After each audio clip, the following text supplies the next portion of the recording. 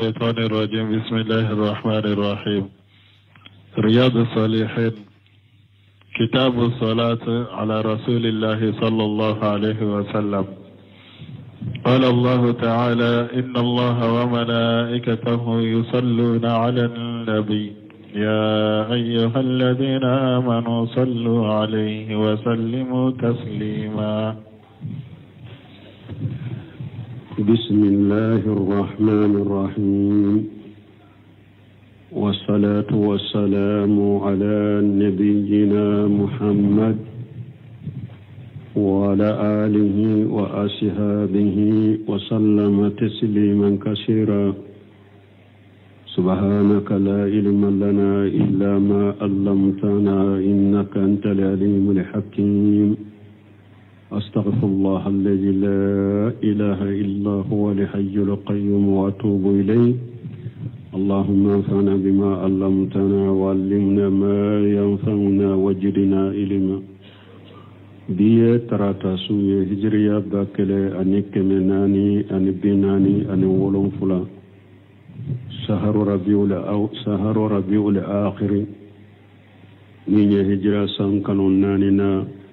bisunye watani durunai miladi nasarau ka jate ba fulani mugani duru san kalo tanna bisunye wolon fulanai ambe dawda bugu masjid rajahu ambo kono darsube al-hafiz an-nawawi aka kitabu kono riyadu salihin wanda minna ko kasalli cidenga della munun nana la fasamantia munun nana ola aya min kalanan kabi desu temene wakati yang soro kanto aya indeka sarahula anjora yuromi ambe wulim yuromi bi Nushemi rahimahullah akasarahu kononana ako fal muhimu anna qawla al-muslim Allahumma salli wa sallim ala Muhammad. Ako muhimu la nyine munye silamaka kuma ni kontigi ala ika chiden tamu ika sallaka ya anni sallimhu min al-afati al-jasadiyati hayya wa mayyita wa sallimhu aida sallim shari'atahu min an yatmisaha ahadun أو يأدوان عليها أحد. أقول سلاما نيكو على تشيدن تنو إكا كيشي لانيني موني إكا تشيدن كيشي أكانيانا مايا أتنبيانا مايا لا وقت إكا كيشي أكانيانا مايا لا فاريكولو إكا كيشي أسفو إكا كيشي أو وسلمه أيضا ika kisi tugunu ye jumaye sallimu shari'atahu ika ciden ka sariya kisi anyeti misaha ahadun mogosi kana ciden ka sariya tushe au anya adwa alaiha ahadun ube mogosi kana yadaka abe komi niya foko ala ika muhammadu kisi ube ka kisi kaka alla nyine munye akanyana maya ika farikulo kisi akanyana maya ani afatuli kofe ani fana ika ka sariya fana kisi mogo kana tushe mogo kana yadaka summa liyulamu anna ajsada li anbiya la yumkin an ta'kulaha al-ard wa kofe ikado kun nabi nyuma ka farikulo dugu kolo tese kodu دوكولو تسكن نجمو كفر كولودو لأن الله حرم على الأرض أن تأكل أجساد الأنبياء بس ألا يا حرام يا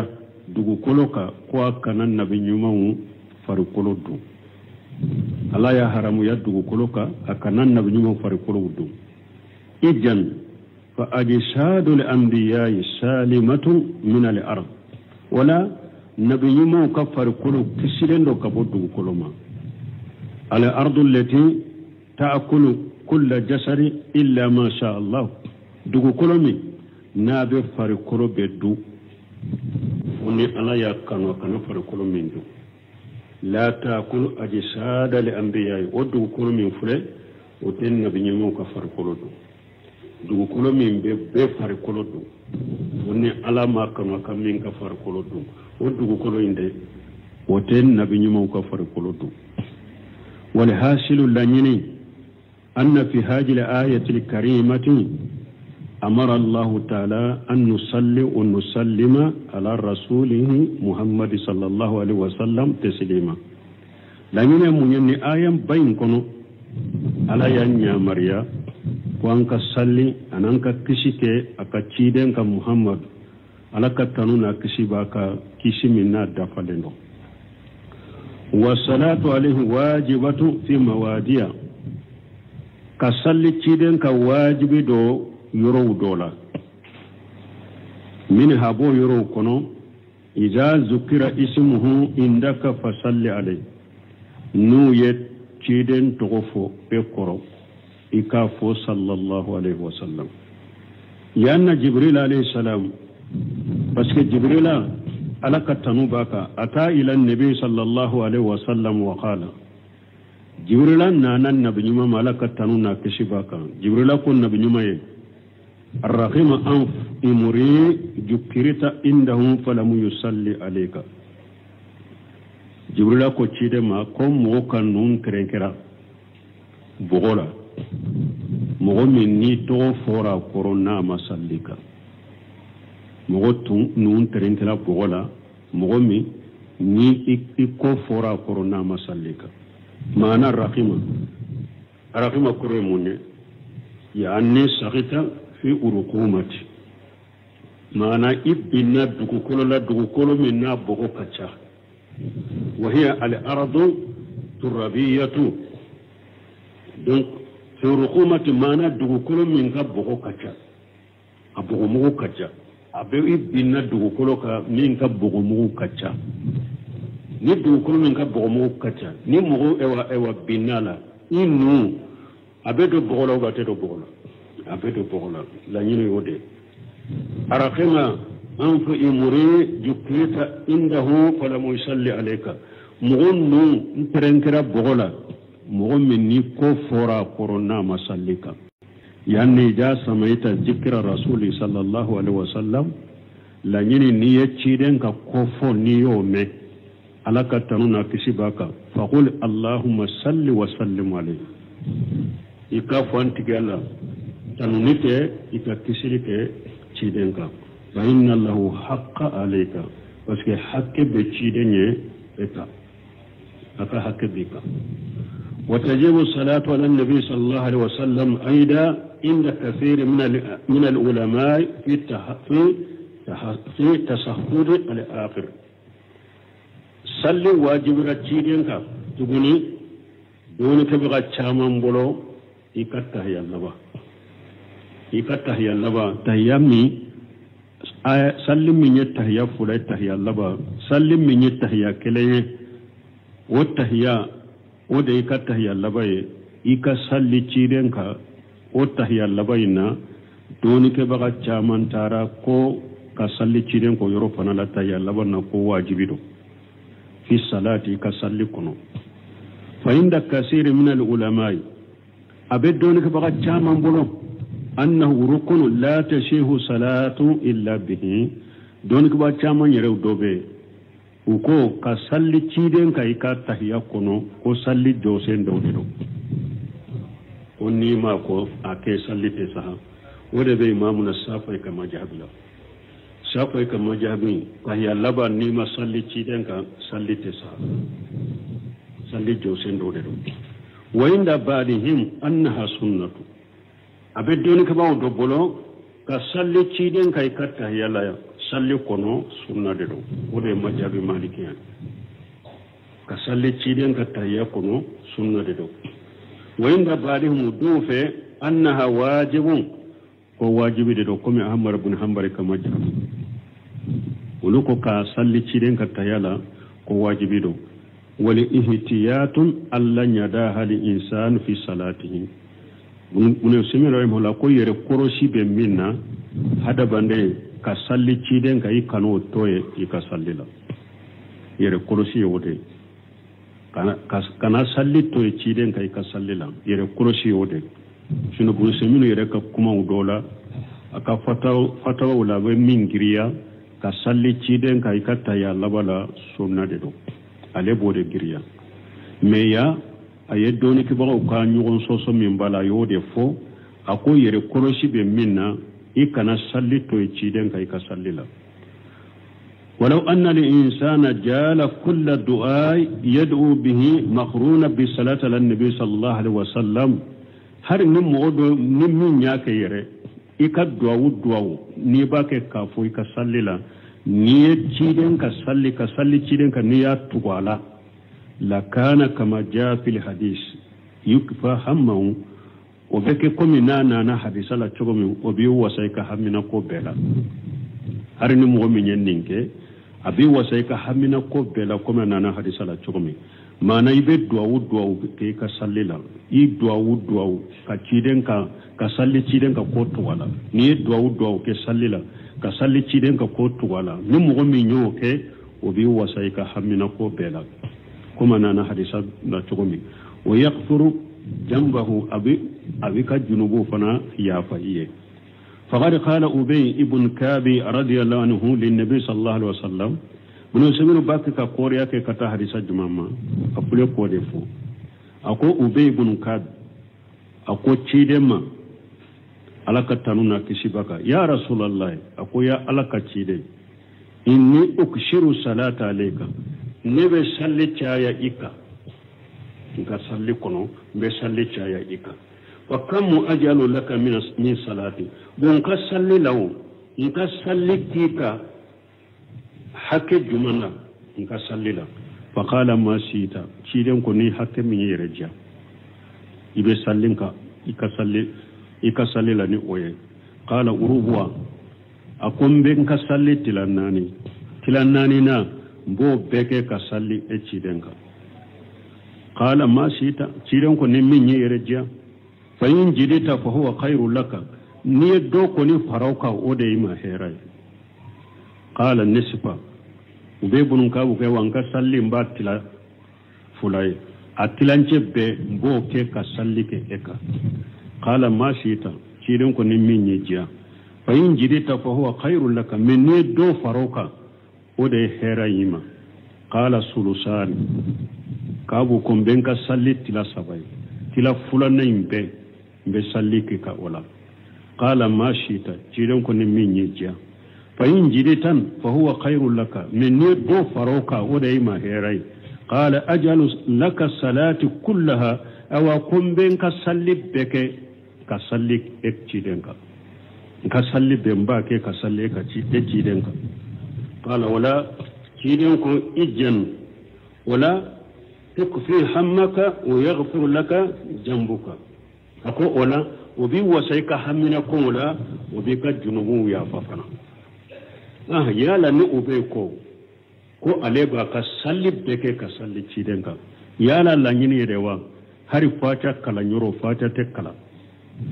كسالي تشيدنكو دبك سورة كب من كانك فرقا وتكلا أبي سالي تشيدنك na ya kumbele mina subhana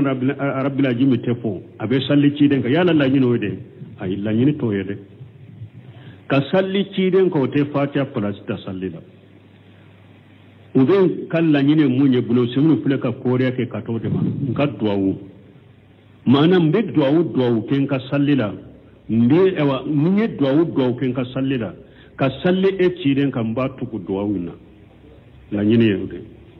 duawu yoro ninka duawu ke sallila duawu yoro nimba ke ka sallila ninye duawu minke mbi ka sallin tuwala la nyine ninde me ka fun bin ka salli beke ka salli eka alla nyine te ko salli jikru to be toy fata kala ne be toy salli mbewe ke abaka salli beke ka salli ciri ne ka la nyine to yede manan ka duawu bin ka salli kono mbe eka sallin tuwala la nyine ninde ولهذا نند كوسو أكثر يا أخي من الصلاة والسلام على رسول الله صلى الله عليه وسلم يوسفكم بالمكان أكو صلي أني كسلي وشايا تشيدنك ليزداد إيمانك ويسهل lakal amru pour ikalli man yana jidi ikakuna noyaye salli ciden kan o caya ni mo min ya salli ke ciden ka salli ni o caya o be ke sababu ye ke kalli man ya jidi ke ka ko noyaye summa alam o ko fe kado anna rasulullah sallallahu alaihi wasallam basaru la yamliku nafwa laka wala darra o ko fe hadama de ado ko ciden ya hadama de nafan maralente ciden bolon na ba ke tora te ciden bolon na be se ka tora na ube na be se ka tora nyone ka boyka o dode wala tashalahu kana ciden yere deli kana ciden deli ka fo ciden en ka hera do sama kana ema ube tora dobe e ka kanyone ka boyka kana cide kana wode la taqulu ya rasulullah sahil amri kana fo alaka cide ya alaka cide ka ko noya haja haram musim rahimullah ko ya haramude mana cide fatulen ko fe sisa e kata cide ka kaburula alaka cide ka ko noya nye ni haramuye bal shirku akbar bal haramu dorontere ni museka yakumba bayrede لأنه لا يجوز أن تدعو مع الله أحدا بس أتد دعاء يكم مغسو ولا كفر عليك الدعاء خاص بالله وحده لا شريك له من يولي وكركرني على كلمة تودي جنوانت على منا ودرون بيولي مي كان دام في ولا كفر عليك وتبه قال الله تعالى على قوال من قرطة لندو وقال ربكم ادعوني استجيب لكم ان الذين يستكبرون عن عبادتي سيدخلون جهنم داخرين او تري علىكو كوين ولا باو جابي اكون مؤمنون بو يربونا كبن علىك وللما وبدو جهنم كونو سوني وبدو جهنم كونو دوغيالي ولا نيكون يفهم ولا مينت عليه o ye musirkiya ni kafiriya de ala kelenkaw de bɛ wele wala i kana ciden wele a ka kaburu kɔnɔ de o ye musirkiya ye o tɛ bɛn fa in qala qailu ni fɔbaga dɔ ko an ma ayyuhuma a'jamu haqqa alwalidani yani al-umma wal abba ami rasulullah sallallahu alaihi wasallam ni fɔbaga dɔ ko an ma don ka hakɛ ka bɔ mɔgɔ kan i bangebaga fula yala ibange ba fula iba ani fa ube cide nunu fula ibange ba ni fa ani cide jonka hakke ka bo ika nununa ni mo do ya nyine kan ninna kulina amba fa tigiye haqqu rasuli alayhi salatu wassalam huwa ajamu huquqi al makhluqina amba fa tigiye ko ciden ka hakke ode ewa kabbo kateme danfen to be ka hakke ka ciden ka hakke kabo mogo ka kateme danfen be ka hakke ka danfe fengo fenye danfen de ciden ka hakke kabo nayi ayen gulen sinu ayen kuma en fama boloya kuma en fo chogo laje huququl makhluqina danfen be ka hakke ciden ka hakke kabo ni danfen be me aladu ala hakka hakke kabo ciden ne fengo fen ko ni danfen de ciden de ka hakke kabo na be ولذلك يجب تقديم محبته صلى الله عليه وسلم على محبة جميع الناس ننقص دولة قصو أواجبرا إكتشيدين كنو بلا هذا مدن بك كنو أواجبلن بك إكتشيدين كنو بلا هذا مدن بك كنو وأن يكون رسول أحب لك من النفس والولد والوالد والناس أجمعين awajibin da hada madanka ikaciden kanu kateme yire kunka ikaciden kanu kateme denka ikaciden kanu kateme bange bawka ikaciden kanu kateme mogopeka wode wajibin da hada madanka fa in qala qailu ni fo baga doko alaysa allah yazkuru haqqal walidain ba'da haqqihi yala ala te bange baga fula ka hakke fo ale ala yere ka hakke fo len ko fe wa ni ala ya ka hakke fo alaka hakke folen ko fe yala te bange baga fula hakke de tugola wa o chama me qur'ana kuno ha nim abule kam min ko sa mo do fana be se ka famu wala ja ni ala ya ka hakke fo qur'ana kuno ka bange baga fula ka hakke tugola ale ka hakke la yalo ta iranna ko bange baga fula hakke be ciden ka hakke nyewa la ni mo do yen ni fonye ko le namba ko bala aha ni ala ya ka hakke fo abe bange baga fula hakke tugola wa qada rabbuka allan ta'budu illa iyyahu wa bil walidayni ihsana ala ya unya mariya akana fuy batu ni ala kelem ke wuté bange baga fula kan nyuman ke kata bange baga fula mo ni fora walakin ne حق الرسول صلى الله عليه وسلم تابع لحق الله متيدن ka hakke obe ala ka hakke no fede harini ala ma fo ka faraka ala ka hakke fora yoro ciden ka hakke de bettu wala ka hakke la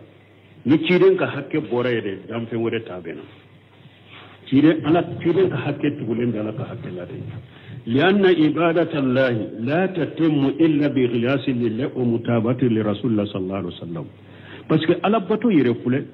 ala bato te se ka timme abada fo ki duskun kalasi alay ani ka bato ikatugo ci den ko sallallahu alaihi wasallam bato ka fonni ni ala bato de ate se ka te bato abada ka timme abada fo ki duskun kalasi ani bato in ka be ci den ka bato ina ikatugo ci den ko donc o ya irana ala ka hakke de kabbu hakke be ni ala ka hakke boray ciden ka hakke kaboni danfen be ka hakke ni ciden ka hakke boray de o ko fe bange baga fula ka hakke bena wallahu al-muwaffiq باب الأمر بالصلاة عليه وفضلها وبعض صيغها باب الأمر بالصلاة عليه من يبون داي كان مريا أنك صلي تشيدنك وفضلها أنك صلي تشيدنك فسمانتيا من بالا وبعد شيقها أنك صلي تشيدنك أبي فوتو جمانا ودو فانا بي فويه بونداي كون ni be salli ciden kay ba fo coko jumana o fo coko do fana be fo bonna kono asarahu ذكر الحافظ النووي رحمه الله تعالى باب الامر بالصلاه على النبي صلى الله عليه وسلم من الحافظ النووي اي بوندا فو بوندا من ناكو كانيا مريان كصلي ciden kan nabi ma kala ka tanuna kisibaka wal amru yani min Allah azza wa jalla alladhi arsalahu ya mariya bora jonfe ya mariya bora ala de fe ala min yeci denci o de ya nya mariya kon ka sallaka wallahu subhanahu wa ta'ala yastafi min al malaikati rusula ala min seneyalen da korota lendo abin malikau do sugantiya ku ke ci da unye wa minan nas abi hada madon fana do sugantiya ku ke ci da unye wallahu ajjan wa jalla ala masamin kabbo korta leno allazi arsalahu alim min yaciden yaqluqu ma yasa wa yaqtaru ala masamin kabbo sene alendo ala be fenda min dali yajiya abe fen suwantiya ni suwantiya yajiya wallahu azza wa jalla a'lamu haisu yaj'alu risalatahu ewa ala bado fana masamin kabba korta leno abado abaka cidenya do yoromi ala baka cidenya do norodo fajala khayra irsalati fi muhammad sallallahu alaihi wasallam aya akacin benyuma akaciden benyuma ayo wodo muhammadu dela ala katanuna kisibaka wa khatama bihi nabuwata ayin nabiyuma yadda fanai fana kaciden yadda fanai fala nabiyya badahu najuma te ciden ko fe faman inda annahu nabiyyu ba'da ar-rasul sallallahu alaihi wasallam fa innahu kafiru nim wonmi nya wole kata yerema ciden ko fe ko alayya cidenye alay nabiyuma o tigiye kafiri de nim womo yin nabiyuma ya wole kata yerema ciden ko fe وتجي كافر ومن صدقه فإنه كافر أيضا أو النمو ومغدارا تجي لفنا يفنا كافر يتغني نمو ومغكو عليه النبي يوم يتشيدن كوفي كافر يمين دارا لا كل نبي يوم يي كافر لقول الله تعالى لك كما قصلا من قرطالين ما كان محمد أبا أحد من رجالكم ولكن رسول الله وقاتم النبيين ألكو محمد مغسيف فاتح محمد أولا أو تشيو منون بمحمد النبي مغسيف فاتح محمد أولا من محمد ألك تشيدن نبي نمو تيمي بغدرو نبي نمو دافع بغدرو من بسورة الأحزاب كم وقد أمر الله تعالى بالصلاة على النبي والسلام عليه ala ya nyamare ala min korotani no ko anga salli akan nabi nyumaka anka kishikaka wa qala ta'ala ala ko ala min korotani no inna allaha wa malaikatahu yusalluna ala nabi ya ayyuhalladhina amanu sallu alayhi wa sallimu taslima fabada allah ta'ala bil ikhbari an nafsihi wa malaikatihi ala ya damina kan kibariya ko alayere ayan kibariya ka damina yere la ko ale be salli cidenka ani akan malikew fana kofo kulu be salli cidenka ale ana kan malikew annahum yusalluna ala nabi sallallahu alaihi wasallam ala ko kulu be salli cidenka wa hajil ayatu ni aya min fulanni ne kama tarifuna fi surati al-ahzab komi abadu chukomin ni aya be surati al-ahzab de kono التي أمر الله تعالى فيها النبي صلى الله عليه وسلم بالتقوى الله عز وجل سورة الأحزاب ni ala ya kan nabi nyuman ya mariya kono ko akasira ale alanye musammin ka bakor taleno wa anzala alayhi ajama ayatin fima yata'allaqu bi fi'li rasulullah sallallahu alaihi wasallam aw aya jiga ka fana aya berebere ba jiga ka fana aya munun dilolon be ciden yere ka ke walon ka barawma fa qala lako ya ayyuhan nabiyyu taqillah wa la tutil kafirin wal munafiqin akun nabiyuma sira alanye alay nyamrani minye ka ke yi fatanya ka bo minna ikatoy kanatugu kafiri ko kanatugu munafiqi ko inna allaha kana aliman hakima aw alay doni masade alay kiri tigelade wa qala tabaraka wa taala alakum masami ahera kacha akoro taleno wa idh taqulu lil ladhi an'ama Allahu alayhi ako wakati foi kam mantonye wakati mi ko chema mugoma ni ala ye nema ke atikika ni islamiya wani amta alayhi e fana ye nema kaka ni jontun da ya akan horonya tumami ko otigima amusika alayka jawjaka ikam muso furmuso amina kana bila min ye jeydi bun harisata de jeydi na am fumuso jenab binti jahci de bilano nyogona anana ko yira cide na ko ba fe ka muso imbila anana cide hakile na nyini a cide ko masira alanye ika muso mina kana bila wa tuqfi fi nafsika ma Allah mubdihi no simno kamfule ni yorodla aya bamina dilo lembe cide nyele ka kewalo dawla na ya jigaka min dilo lembe cide nyele de la wa tughfi fi nafsika ma Allah mubdihi ibake ka fendo dogo duskun kono ala bena min bange wa taqsa an-nasa ibake ka shiram moye ukani jaragi wallahu ahaqqu an taqsahu istun kan kasira ala mogo kan kasira ala de iman kasira mogo ne waye yoro jumai parce que ala tunya cide la dunya ko jeedi bena jenabu bila ko ciden bafu ciden tumben nendo wana tabe tumami jeedi ni ana ciden fe ani jenabu kola ako seralaje imusomina kana bila asoro atumbe ciden yere duskun kono ni yawa jeedi ye jenabu bila ale bafu parce que ala ya nyamra nay ale bafu ni ciden tun tape nin kabange mo kana nindo no beta cide la bosinaye a ayre della mone demmin tumba yere bolo fo tumba ko ma jeede buni muhammad waya kam muso bila dro afule kafu aya so cide be siran ni yoro ni jalaginye ala ko e bake ka fendo dogo duskun kono ne ala bena min bange o ye jumaye i ka furu le jenabu ko be jenabu furu ne ala ya fuye ba do abi duskun kono ne i bake ka dogo ta fe sebo ka do parce que be sira ko ni jalagi aya yere ka de muso ewa muso bilalen furu aya yere ka de muso bilalen furu i bake ka sira ni ewa itun kanka hada maden kanka sira ala nyere iman ka sira mo ne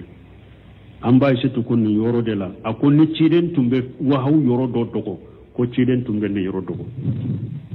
parce que ni yoro ba kade an ba shi to yode fo ni ciden tumbe fen dogo wahaw munun cirama na tumbe yoro do dogo wahawla ko ciden tumbe ni yoro dogo me ciden ma dogo de aya fo de falamma nazalat hajimi alqawari alazimatu ala rasulullah sallallahu alaihi wasallam tumamin aya munu fule ka jigi aya munu be hada maden dusukun sira kosobe tumame ala yu jigi ciden kan nin togola jabara allah jalika bi qawlihi ala yu furakeni munye ni aya munu jigi na ciden ka munu be ciden dusukun la sira ka dusukun gosi ka dusukun gosi kosobe tumame ala yu aya yu jigi ciden ka aya juman jigo kofe puru ka ciden ka dusukun furakeni pure ni aya munun tunya gosi alako innal ladina yujuna allah wa rasulahu akum mu'minun bi ala toro mu'minun bi ciden toro ubalaka ciden toro lanahumullahu fi dunya wal akhirati ala yulutu la muqaddanga jiya an al-akhirah wa adda lahum ajaban muhina ayalla jabab bilunya min bu doya ayalla jabab bilunya min bu doya fa anzabarati هذه القوارع التي نزلت من الله تعالى في حق رسول الله صلى الله عليه وسلم او نغسل بمن نيتشيدن بسكون سرو نني آية ني على يا جدي تشيدن صلى الله عليه وسلم على يا فركني ني آية على يا فركني ني آية وقوله ان علك آية ويا آية جمعي وملائكته وقوله ني علك وملائكته لا ني آية من جينا تشيدن كا بسكون غسي كوسوبه min ya anya ayam min fo kofe ala ye o furakene munye o duskun gosi min tunya soro ni o ayay ala ye o furake ko ba duskun kono ni dumanye innal ladina yujuna allah wa rasulahu lanahum allah fi dunya wal akhirati wa adda lahum azaban muhina fa anzabarati hadhihi alqawari التي نزلت من الله تعالى في حق رسوله صلى الله عليه وسلم ولا نندسكم غوشي منتم ايا منتم جغنا كتشيدن دسكم غوشي نو جغنا كبو الافه تشيدن كحكلا على يفركنني ايات كبو تشيدن كدسكم غنو وغوره نلقوا وملائكته انا كملكهم يشمل كل ملك في السماوات والارض malika be sanka wala fulala kuma imba beta malika be dugu kuluka kuma imba beta fa innahu yusalli ala nabi sallallahu alaihi wasallam bebe salli cidenga alaka malika munun be sanfe ube salli cidenga malika munun be duguma abebe salli cidenga wa mana salatu min allah ala rasulih sanau alayhi fil malail ala alaka salli jumaa cidenga woyede ka ciden tanu sanfe korotale na sanfe la korotale malika munun be ka ciden tanulu celai alaka salli yode yani anna allah yahmaduhu wa yusna alayhi ala be ciden tanu ka tanuni sagi saga kai wa yubayyinu fadlahu fil malaili ala fil malaikati ala be ciden ka pasamanta bange sanka ba korotale na malika celai ninye alaka salli ka ciden tanu malika wucela sanfila korotale na wode ala ka salle wamma maana salati alayhi min al malaikati wal basar min malika ka salle ciden ka ni hada madan ka salle ciden ka o ye jumaye fa huwa du'a lahu lu tayde ka du'a ke ciden ye bi an yusalli allah alayhi ka du'a ke ciden ye yala ala ka ciden tan malika utane hada madan tane wode an ka salle ciden ka an baka ka dawude ke ciden ne alaka ciden ta musanfe malika utani adama da muntayi wode summa amara lamma zakara annahu wa malaikatahu yusalluna alayhi wa qafala yamra like tumame ala yafu ko ale ala ana kammali kyau ko be salli cidenka amarna bi an nusalliya wa nusallima aw ala yawm fananya mariya an ka yawa salli ani kisili an ka ke cidenka nusalli alaihi wa nusallima an ka salli cidenka an ka kisi ke cidenka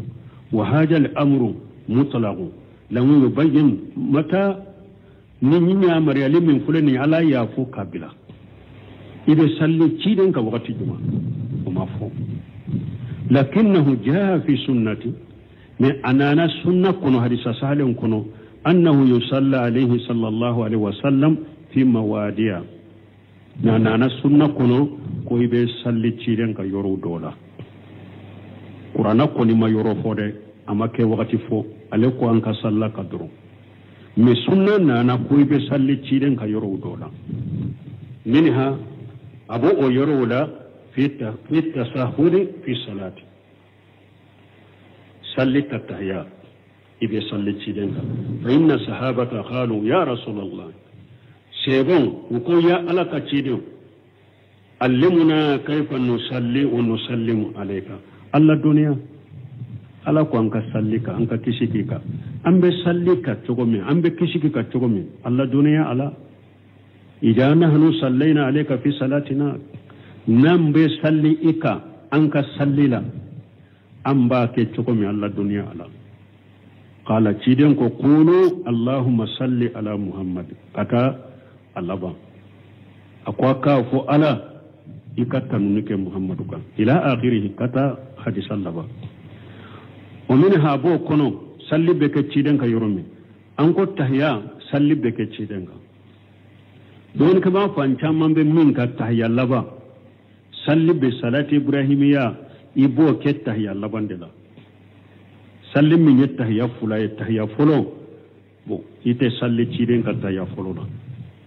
يبه سلي تشيدن كتحيا لبندلا سلي من تحيا كلند دون يبه سلي تشيدن كتحيا لا mais salli mi ñe tahiyya fulay don ke baw do bolo tahiyya polo ite salli cidenga tahiyya labande be salli cidenga mais ñaaye lezinatu daima be min kenaya ulu ko har tahiyya polo be salli cidenga lezina daima go de kenaya o de be safa kama jabila mais ibn sami rahimahullah ale be min kenaya munun ko tahiyya labande be salli cidenga tahiyya polo ite salli cidenga salli mi ñe tahiyya polo lebo o de ka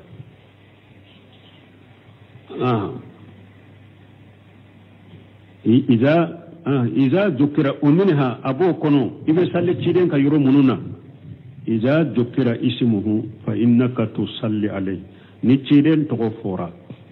إذا صلى كاكا إما وجوبا أو استحبابا إما أنه واجب نتشيدين تغفورا يكرون إكاف اللهم صل وسلم عليه إما أنه واجب دو كايكا ننفو ube annafu mustahabu parce que kuma fura de bo fana la don ko bolo wa gari warada anna jibril alayhi salam anana ko jibril alaka kisibaka qala ni nabi sallallahu alaihi wasallam jibril ko nabi mu alaka tanuna kisibaka arrahima anfu imurin mugon nun trenkera bogola dukrita indahum mugon min ni to fora koro wala mu salli alayka na masallika qul amina ma mara fo amina فقلت أمينة تيدن كلكو أمينة ما أنا جبريل أي مغدانغا على كم مغن بي كانون ترك بغلا مغن مني تغفورا كورونا مسلكا أفو أمينة تيدن كو أمينة فصلاة عليه إذا ذكر واجبة عند كثير من العلماء نتيرين تغفورا كوروكا صلك واجب دوني كبغا تشامان في ومستحبة عند أكثر العلماء مدون كباون كفان شاما أكنونيلو أكثر أني كثيرة ديفرنسي جمان بوني وجه دوني كباغا شاما بولو كسالي تشيدن كا واجبي دو مدون كباغا فان شاما كسالي تشيدن كا مستحب دو مانا منم باكا يكسالي تشيدن كا نا تغو فوركر مستحب دو كاچا كاتمه منم باكا ko nitoriyen to foray koro ka sallaka wajibi do munun ko mustahabu do ode kacca katema munun ko wajibi do la nyine yo ode وقوله صلوا عليه أي صلوا الله صلاة عليه صلوا الله صلاة عليه ناقو صلوا عليه أو فنك صلي تشيدنك أقول موني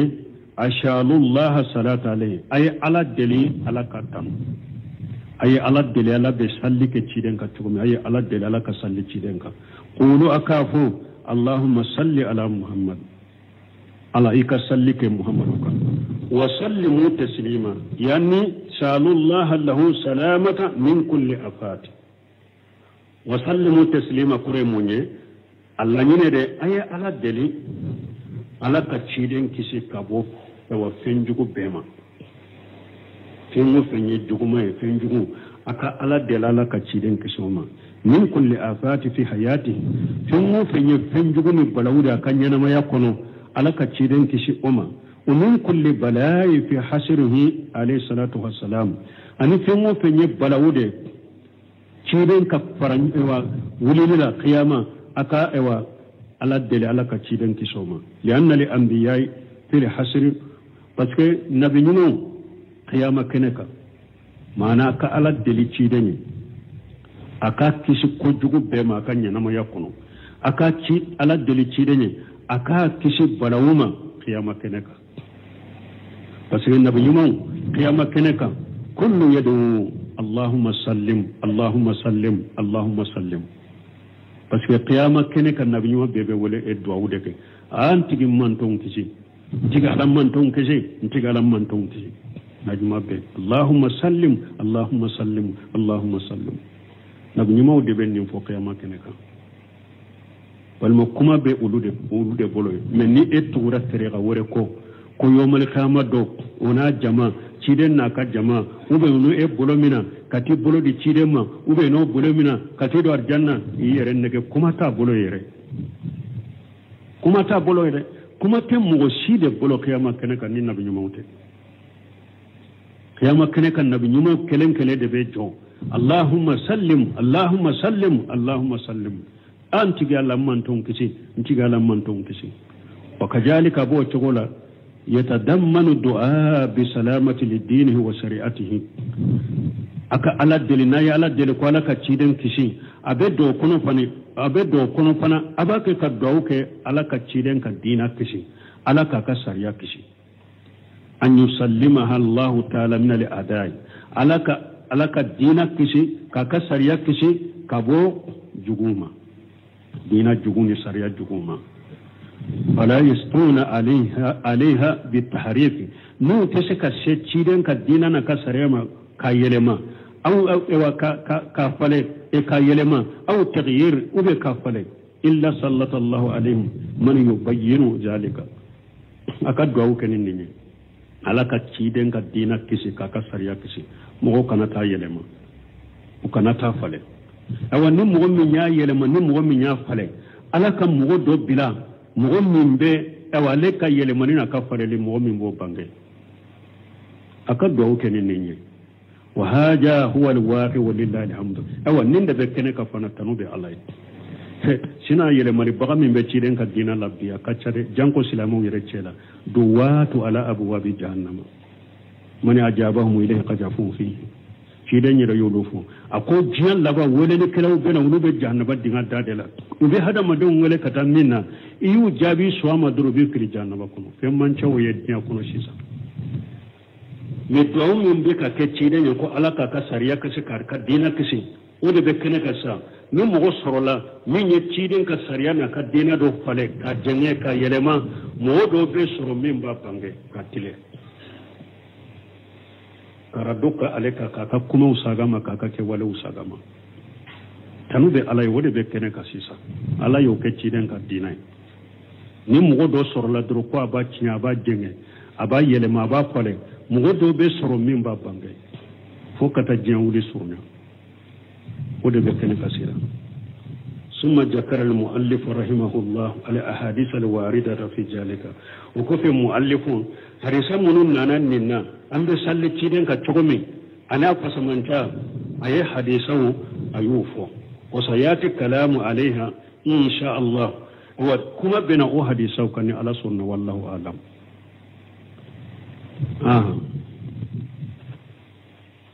وعن عبد الله بن عمرو بن العاص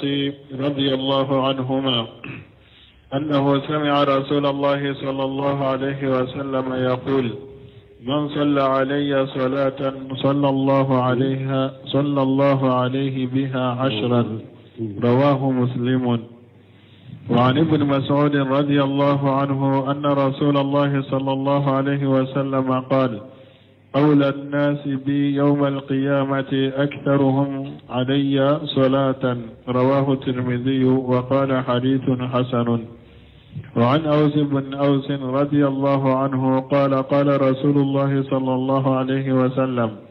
إن من أفضل أيامكم يوم الجمعة فأكثروا علي من الصلاة فيه فإن صلاتكم معروضة علي. فقالوا: يا رسول الله، وكيف تعرض صلاتنا عليك وقد أرمت؟ قال: يقول: بليت.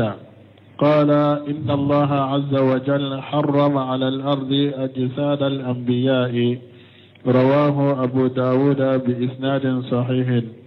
وعن أبي هريرة رضي الله عنه قال: قال رسول الله صلى الله عليه وسلم: رغم أنف رجل ذكرت عنده فلم يصل علي. رواه الترمذي وقال حديث حسن. أنبت أسره لدريت وقت قصو أسره هذه الأحاديث ثلاثة من حديث سبا من فلان في بيان فضل صلاة النبي صلى الله عليه وسلم. نون نانا كصلي تشيدين كفسمان من بولا، وقد تقدم لنا معنى صلاة عليه. كصلي تشيدين كمانا يمين ينيو فوق الدمين. الحديث الأول حديث فلوك أن عبد الله بن عمرو بن عاص رضي الله عنهما ومن ناقب عبد الله بن عمرو بن عاص على كجيك أبو فلابيما أن النبي صلى الله عليه وسلم قال: كنا بنيما على كتنونا كشبك كو من صلى علي مرة واحدة صلى الله عليه بها 10. كيدون كوني مغمي صلى عليك سنة كله على بيصلي كني okas eka salli sinya kele min fulani nyade ala be salli kani oyeni ni sinyata ala be salli eka ni o salli kele ni sinyata yani ja qulta allahumma salli ala muhammad ni ko ala ika muhammadu tan sallallahu alayka biha 10 marrat ala be salli eka sinyata de fa asna allah alayka fil malaili ala 10 marrat ala be etanu sankaba korota lela marika wucela sinyantade. وهذا يدل على فضيلة الصلاة على رسول الله صلى الله عليه وسلم. نمبد دليل إيرانا كسالي تشيدن كفسمان جميع بالا كسالي كله تشيدن على بيتانو مالكا وچela sankaba korota lela sinyata ninya إيرانا فسمان جميع كسالي تشيدن كفسمان جميع بالا. ويدل على ولو مرتبة النبي صلى الله عليه وسلم عند الله. أبا إيران فنا قتشيدن كدرجة كمرتبة قرطة لندو على فيه حيث زاد من صلى عليه بأثر أمثال عمله. ثم من الله سرلا موكا أي بارك كلمة من كتشيدن على يسلي كأكا كسراني أنيونا داي نبا إيران قتشيدن كدرجة قرطة لنا كمرتبة قرطة لندو على فيه أي بارك كلمة كتشيدن على يونيونا تانك أي يصلي الله عليه 10 مرات على بيصلي اكسنتا من حديث فلوي. وما الحديث الثاني من حديث فلان أن ابن مسعود رضي الله عنه قال سمع عبد الله بن مسعود مالك جيكبام أن النبي صلى الله عليه وسلم كنا بني مالك تنونا كسباك أخبر أن أولى الناس بي أكثرهم صلاة عليه. ويوم القيامة دو mɔgɔ minnu ka kan ni ale ciden ye a jɛɲɔgɔnɛ na gɛrɛɲɔgɔnɛ a kiyama ko o ye de minnu bɛ salli caya kan awla nasi bi yawm al-qiyamati wa akhrabuhum minhum man salla alayhi. mɔgɔ minnu ni ciden ka kan awa jɛɲɔgɔnɛ ka kan kiyama ani mɔgɔ minnu bɛ gɛrɛ ciden ma ciden na kiyama kɛnɛ kan o ye de minnu bɛ salli ka kan kosɛbɛ alayhi salatu wassalam. wa haja aida يدل على الترغيب في كثرة الصلاة على النبي صلى الله عليه وسلم ني حديثا فنبي لا يرانا كلا سو كلا كانوا أنك صلي چايا چيدنك على كتنونا كسباك أما الحديث السادس من حديث سبنا فهو حديث أوس بن أوس رضي الله عنه وهي أوس بن أوس كحديثي أن النبي صلى الله عليه وسلم أمر أن نكسر من الصلاة عليه يوم الجمعة تيدن يامر كو جمعة دو أنك صلي چايا عليك وأخبر أيان كباريا بأن صلاتنا معروضة عليه كنا نصلي عليك أنك صلوا بيرانا وجمعة دو أنك صلي چايا كنا نصلي لك فنا وأنك صلوا بيرانا لكبركنا فيقال صلى عليك فلان ابن فلان وبا فاي كرسا دينو أي صلي كيكا أو تورد عليه ابن بويرا لا وأخبر بأن صلاتنا أو تورد عليه ابن بويرا لا فيقال صلى عليك رجل من أمتك وبا فو كيدو صليك وبا مغدو صليك إكام منتونا الله أعلم nim ekoni sallira cidenka juma do ye salli caya cidenka abo fo cidenye karasa ni karasa dendo ay sallira ika a ube bare mbe yira la doro ikam mantona mugo do sallira ika ikam mantona hal yu'ayyanu lil musalli amula yala allah wala mako ala de baro yala emi sallira cidenka ibe kere kere ya ki fode wa ube ite kere kere ya ki fo uba fode do salliri kato ala de bodo al muhimmu la nyini koni annaha turadu ala nabi sallallahu alaihi wasallam la nyini min yedro anka hammina ko min yedro muhimmu min yedro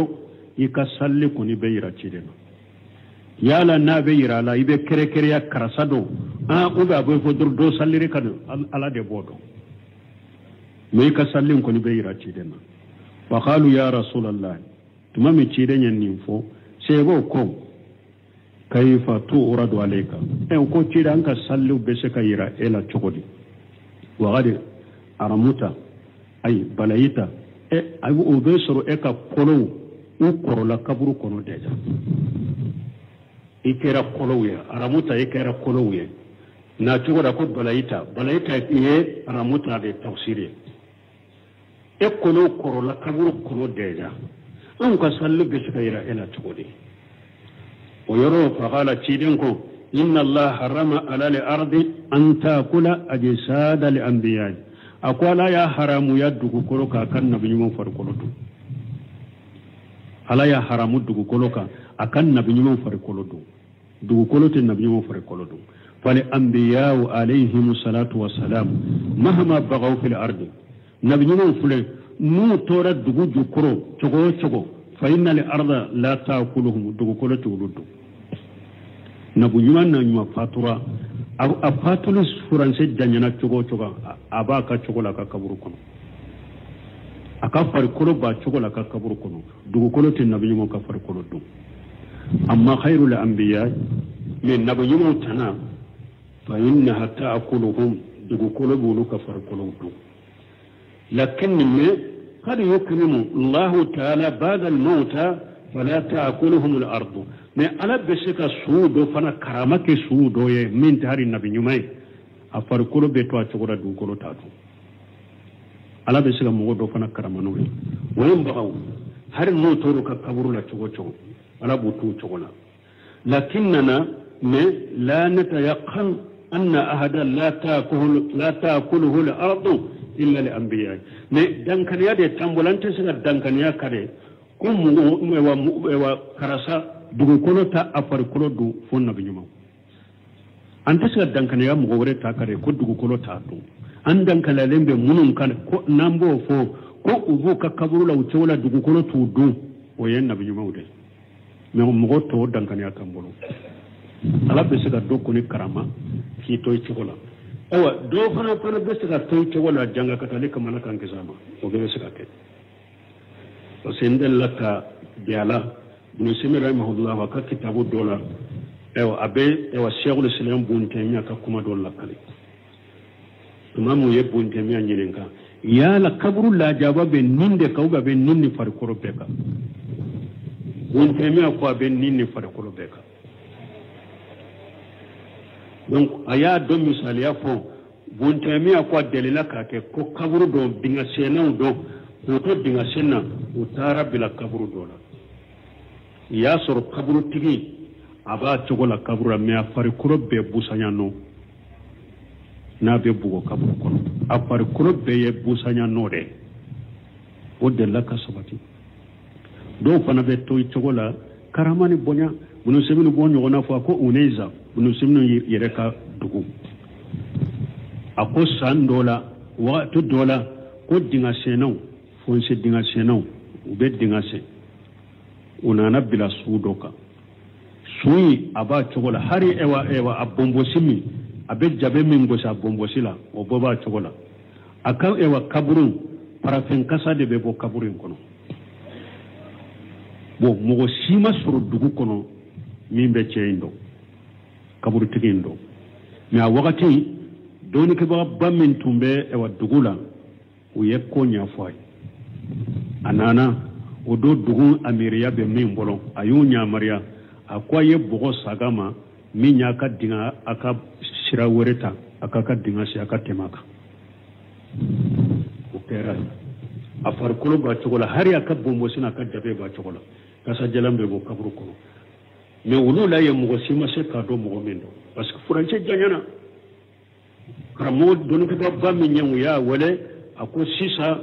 aye dingal aye tani dinga yoro were ka ale ambite aka ale to chogola ka bugo sagala o pera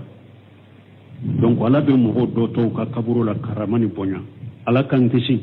ala be mugo do fana pare kolota chogola kaburu la puru la jaba be ferama chogomi ala kan kisi kan tangoma fa hadhihi al ahadith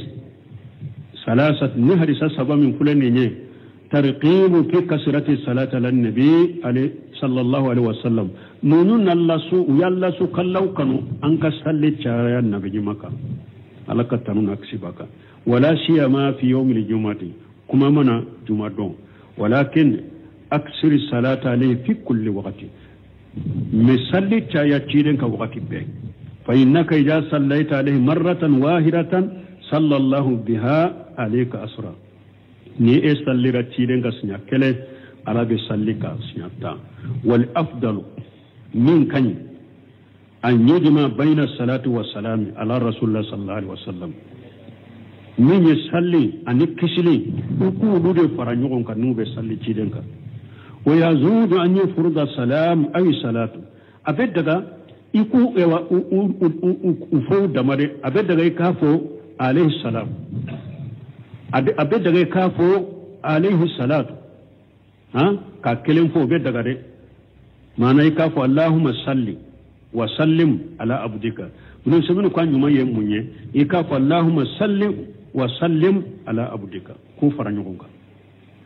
الله يكتنوني كشيكه يكجونغا ما اكو دغا يكاف اللهم صل على عبدك ابدغا فنا يكاف اللهم سلم على عبدك هاري نومو فر نيونغا مي انيوما يكو فلا فر نيونغا اللهم صل وسلم على عبدك ورسولك محمد وعلى اله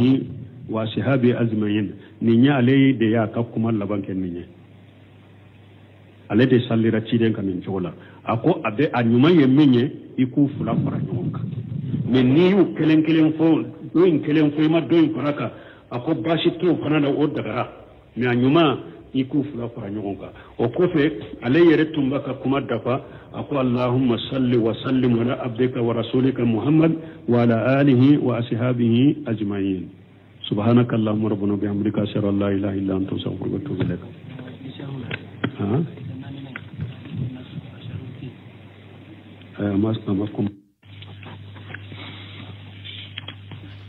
أعوذ بالله من الشيطان الرجيم بسم الله الرحمن الرحيم رياض الصالحين كتاب الصلاة على رسول الله صلى